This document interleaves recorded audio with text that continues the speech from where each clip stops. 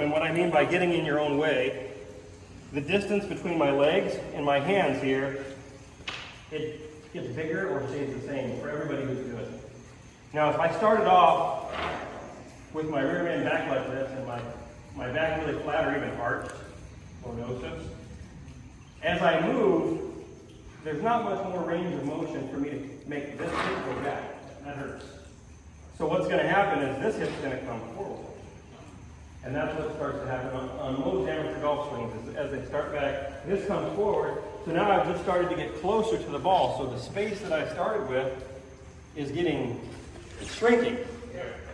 And then as I start down, it's pretty rare that I see somebody who makes this move make this one and get back out of the way. It's like, you see it once in a while, but usually it's really rare. The next move is going to be this one. Yeah. And so if this is my move, now I'm pretty much dead as far as being able to hit it consistently solid, because I am now in the space I'm trying to make the club pass through, no matter how we're trying to swing a golf club. So my preference is a setup that's a little bit more relaxed with my rear end a little closer to tucked under me. So now, as I go to move, see how immediately it wanted to go backwards and knock this chair back? So I can go back, and then I can go back even more in my transition, where if I'm here, my range of motion back is basically, it's taken up, because I'm already back. Would you say, here's your hip socket? Does the hip socket stay over your ankles? I'd say more or less. I don't want it way behind my ankles. Right. To start with. It's going to go behind my ankles. You're getting flexion, you're staying over, versus it's getting just here. Slightly flexed. And you can see here, so this is how I would set up.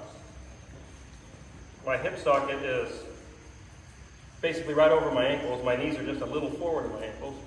And then from there, see how every time my rear end starts going backwards, it hits this chair? It's just natural. Would you say the weight is in the arch of your foot versus your toe and heel, right?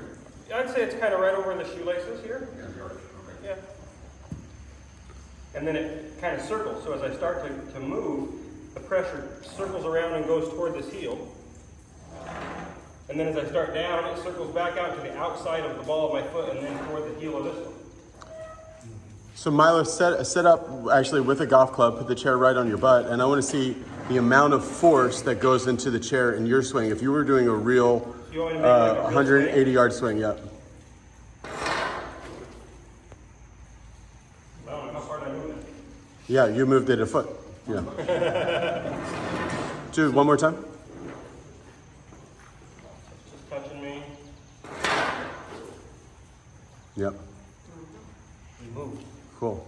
And you would see it better if there was like two things, so that you move the right. Yeah, because it's already gone by the Yeah, time it's I already. move the right one. Yeah, right. So do it in slow-mo for us. I'm going to put it over where it's only on my left one. Yeah. Yeah. So that went double the distance that the back one did, which is kind of the, faster. yeah.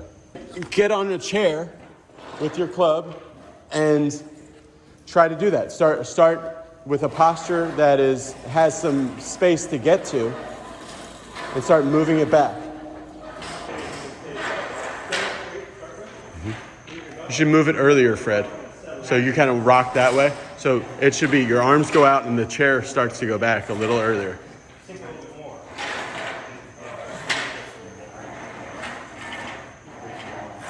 Perfect.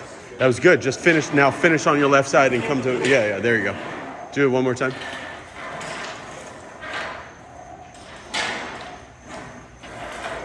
And finish. All the way up, all the way up. Tap your toe. Tap your toe. There you go. That's how you know. Hey everybody, thanks for watching. We're at the Williamsburg Be Better Golf School. And Milo, we were talking about kind of, I don't know what you call it, but the right kind of swimming. You know, what do you call it when we were doing our T-spine mobility, like correctly? Bending. Bending. So we're talking about bending. And then some of the guys, when they were bending, were getting this kind of look here, where the face was like really shut and then really open again. So they were bending correctly, but then the face was off. So Jack, swing around here and show us, Milo, kind of, then how does, show us how to bend first, since we didn't see it on video, and then show us how arm structure has to be to keep the bending correct. The bending is like a little swim, like you're backstroking kind of. So it's swimming like this, and then we did this motion, and then we can do it with the club. Now that would be exaggeration, so now that face is wanting to do kind of what theirs are. But what in reality, the thing that keeps it from looking like this is the width, and my arms actually are going to have just a little bit of rotation. So now the face is not this way, because what's happening is your body's bending and you're counter-rotating your arms. You see how that looks? So it goes up and then shallows naturally because of the bending of my body. So hit like a little pitch that like lands just past the range caddy thing, where we see the right bends. Oh, that's nice. And then I just want to show for the camera. So that's kind of how you bend. Then how does and some people were bending without getting the lower body complement to it. So kind of show them what we did under the pavilion with this stuff. So we did some little chair drills where I showed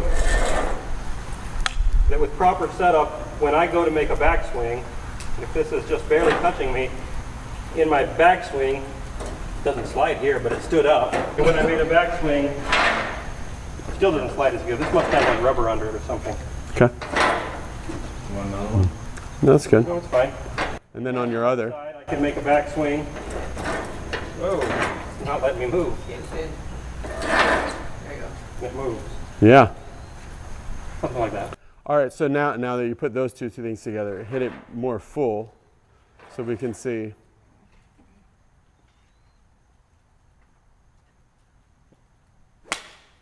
Good. Wow, that was good. Something like that? Yeah, and then, all right, so what we don't, all right, so then some people were getting the swim right, and they were getting the first push right, but then they weren't then getting that second push, and then it was leading to a little bit of a flip. Yes. So how your legs work and how the pushing works keep you from letting it flip past you? So in reality, what we're looking for is the right band that happens is in effect of the left side of your body unwinding out of your way. So if I want this golf club to be able to track up and around the arc, then the front side of me has to go around so that there's somewhere to go.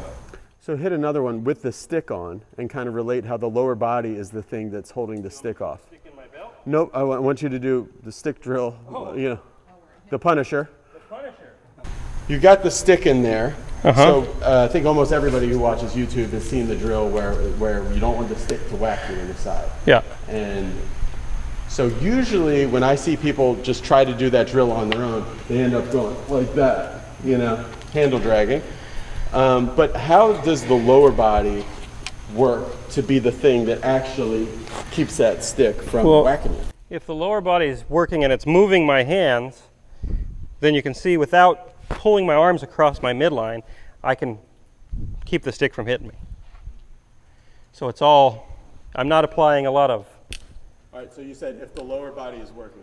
If the lower body keeps going around, so you can see how that's getting around behind me, that kind of pulls my chest and my arms around the corner versus me firing it.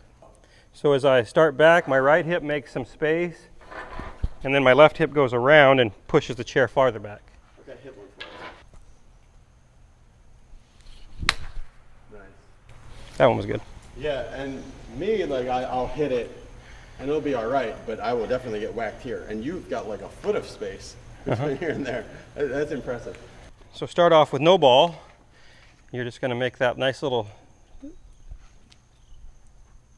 Did it hit you? Nope. Okay. Do it again. Give me a little more turn going back with your chest, so you're winding up a little bit better. Good. Did it touch you? Yep. At the Just end. barely. Yeah, Yep. yeah. That time was pretty good. Yep. Okay, so now let's see you just chip a ball. I want you to start off, just hit it down to the bottom of the hill. Okay. But you feel like you're hitting it by getting that whole front side of you to turn the corner. Okay.